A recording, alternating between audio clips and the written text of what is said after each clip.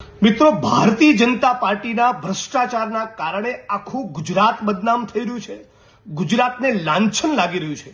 ગઈકાલે કોંગ્રેસ પાર્ટીના મારા સર્વોચ્ચ નેતા મલ્લિકાર્જુન ખડગે સાહેબે આ દેશની પાર્લામેન્ટમાં સંસદમાં મુદ્દો ઉપાડ્યો કે નરેન્દ્રભાઈ અને અમિતભાઈ આટલા બધા મર્દાનગીની વાતો કરતા હોય, આટલા બધા પાવરફુલ અને સ્ટ્રોંગ હોય, તો તમારા ગુજરાતમાં 1.3 લાખ કરોડનું ડ્રગ્સ છેલ્લા 1 વર્ષમાં જે પકડાયું એ પૈકીનું મોટા ભાગનું ડ્રગ્સ ગુજરાતમાંથી કેમ પકડાયું?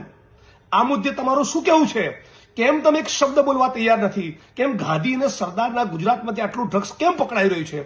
આ છતાં ભારતીય જનતા પાર્ટીના ગુજરાતના રાષ્ટ્રીય સ્તરના તમામ પ્રવક્તાઓ, તમામ સાંસદો, તમામ મંત્રીઓ ચૂપ. 8 ચોપડી પાસ ગૃહમંત્રી, રાજ્યના પોલીસ વડા, રાજ્યના મુખ્યમંત્રી તમામ ચૂપ. એટલે આ વિડીયોના માધ્યમથી હું ચેલેન્જ કરું છું અને સમગ્ર ગુજરાતની એક વ્યક્તિનું સમર્થન માંગુ છું કે આવો સાથે મળીને માહોલ બનાવીએ કે ગુજરાતની વિધાનસભા 16 ફેબ્રુઆરીથી શરૂ થઈ રહી છે.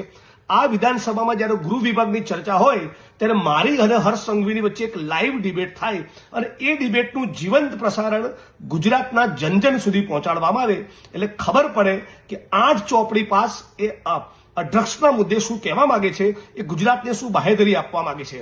ડ્રગ્સના કાળા કારોબારના મુદ્દે ગુજરાતની વિધાનસભામાં ડિબેટ થાય અને એનું જીવંત પ્રસારણ લાઈવ ટેલિકાસ્ટ થવું જોઈએ. તમે જો આ વિચારના સમર્થનમાં હોય તો આખા ગુજરાતના ખૂણે ખૂણેથી કોમેન્ટ કરો અને આ વિડીયોને લાઈક કરો.